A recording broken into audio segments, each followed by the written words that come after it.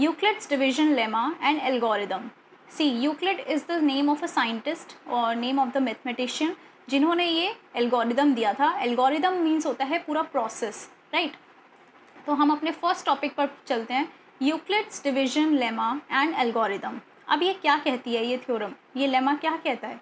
देखिए, given two positive integers a and b, there exist unique integers q and r satisfying a is equal to bq plus r where r lies between 0 and b, right. तो कहना क्या चाह रहे हैं कि अगर हमारे पास दो पॉजिटिव इंटीजर्स हैं तो जब हम उनको डिवाइड करते हैं तो वहाँ उसके अलावा हमारे पास दो इंटीजर्स और आते हैं, नेमली q एंड r, ठीक है, जो इस इक्वेशन को सेटिस्फाई करेंगे. कौन सी equation? a is equal to b q plus r, जहाँ पर मेरे a और b जो हैं वो तो गिवन इंटीजर्स हैं और q और r जो हैं वो मेरे न्यू आएंगे. आपने ऑलरेडी ये थ्योरम पढ़ी हुई है, आपने ऑलरेडी इसकी एप्लीकेशन अपनी प्रीवियस क्लासेस में करी हुई है. आपको याद है आपने एक रूल पढ़ा था, dividend is equal to quotient into divisor या divisor into quotient plus remainder. Have you learned about this rule? Yes, obviously, ठीक है. तो यही ये थ्योरम कहती है. a मीन्स है dividend, divisor means b and quotient means q plus remainder is your r. So a is equal to b q plus r. This rule is given by the Euclid. Okay, तो यहाँ पर मैंने लिखा भी हुआ है, a is dividend, b is divisor, q is question and r is remainder. अगर हम इसको प्रूफ करना चाहें या इसको समझना चाहें तो I have taken an example 19/3.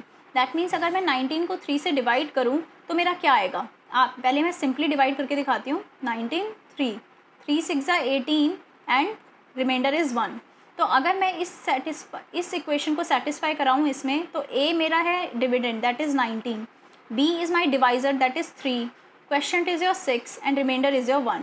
तो अगर मैं इसको सॉल्व करूँ, 3 6 18 plus 1 which comes out to be 19 and यहाँ पर 19 इक्वल्स 19. तो हो रहा है satisfy. So that's what Euclid said and named at Euclid's division lemma. Understand? कहीं पे कुछ भी डाउट है आप वीडियो को पॉज कीजिए, रिवाइंड कीजिए और watch again. Okay, now come to the algorithm part कि प्रोसेस क्या है. ठीक है, अगर आपको कोई दो नंबर्स गिवन है, उनका HCF निकालना है यूजिंग यूक्लिड्स डिवीजन एल्गोरिदम, तब आप क्या करेंगे? ठीक है, so to obtain the HCF of two positive integers say a and b with a is greater than b, दोनों में से कोई एक तो किसी से ग्रेटर होगा. तो अगर इस केस में a मेरा b से ग्रेटर है तो हमें ये स्टेप्स फॉलो करने हैं. मैं आपको स्टेप्स रीड करने से पहले आपको क्वेश्चन कराना चाहूँगी, उसके बाद हम स्टेप्स रीड करेंगे, then you will be more clear to that. I have a question. Find out the HCF of 867 and 255, right? तो आपको इनका HCF लेना है. अब HCF क्या होता है? HCF is your highest, just a minute. Yeah, HCF stands for highest common factor. ठीक है, किसी भी दो नंबर में जो सबसे ज़्यादा कॉमन है, सबसे ज़्यादा बार कॉमन है, that will be the your HCF. ठीक है, तो अभी हमने छोटी क्लासेस में HCF कैसे पढ़ा है, ऐसे डिवीजन वाला, मैं वो भी करके दिखा देती हूँ आपको. जैसे फॉर एग्जांपल मुझे 867 और 255 का HCF लेना है, तो मैं क्या करूँगी, जो बड़ा नंबर है वो अंदर जाएगा एज अ डिविडेंड और 255 इधर आ जाएगा, राइट. तो अगर मैं इसको करना चाहूँ तो मैं किससे कर सकती हूँ? अगर 6 से तो नहीं, 5 से भी नहीं, 4 से आई थिंक या 4 से चला जाएगा. तो अगर मैं 255 को 4 से मल्टीप्लाई करूँ, 4 5 ज़ा 20, 2 2 4 2 ज़ा 8 10, नहीं बड़ा हो गया है ना. 3 से करेंगे, 255 एंड 3, सो 3 5 ज़ा 15 16, 3 2 ज़ा 6 7, 765 ऑन 3. ठीक है, अब आप सॉल्व करेंगे तो यू विल गेट 102. अब HCF निकाल रहे हैं ना क्योंकि हम, तो ये जो रिमाइंडर होता है वो मेरा डिवाइज़र बन जाता है और जो मेरा पहला डिवाइज़र था वो मेरा डिविडेंड बन जाएगा, राइट. तो अब किससे जाएगा, ये 2 से जाएगा, 204 विच विल बी 15.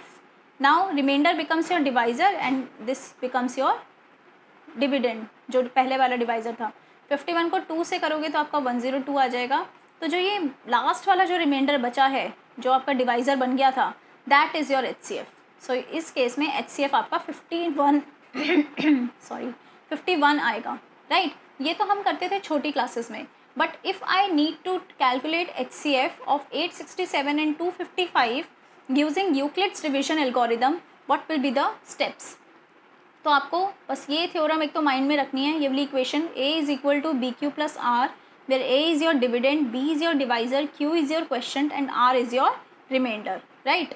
तो सबसे पहला स्टेप है, जो आपका दोनों में से बिगर नंबर है वो आपका डिविडेंड बनेगा, और जो डिवाइज़र है उससे आपको मल्टीप्लाई करना है. तो 255 को मैं किससे मल्टीप्लाई करूं कि मेरा या तो 867 आ जाए या इससे कम आए. तो अभी हमने करके देखा था 3 से करना है, और फिर रिमाइंडर क्या बच रहा है, प्लस रिमाइंडर कितना था 102, राइट.